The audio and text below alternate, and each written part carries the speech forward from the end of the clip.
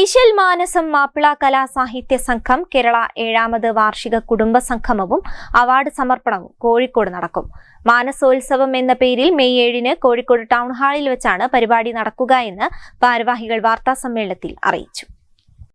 ഈശൽ മാനസം മാപ്പിള കലാസാഹിത്യ സംഘം കേരളയുടെ 7ാമത് വാർഷിക കുടുംബ സംഗമവും അവാർഡ് സമർപ്പണവും മാനസോത്സവം എന്ന പേരിൽ വിവിധ പരിപാടികളോടെ മെയ് 7-ന് കോഴിക്കോട് ടൗൺ ഹാളിൽ വെച്ച് സംഘടിപ്പിക്കുമെന്ന് ഭാരവാഹികൾ വാർത്താസമ്മേളനത്തിൽ പറഞ്ഞു. പരിപാടി അബ്ദുൽ സലാം ഫോക്കസ് മാൾ ഉദ്ഘാടനം ചെയ്യും. തുടർന്ന് അംഗങ്ങളുടെ ഈശൽ തേന്മഴ, ഓർമ്മകളിൽ KG Sathar reality show, Faisal എലൈറ്റിൽ നയിക്കുന്ന മാപ്പിളപ്പാട്ട്, ക്യൂസ് പ്രോഗ്രാം എന്നിവ ഉണ്ടായിരിക്കും.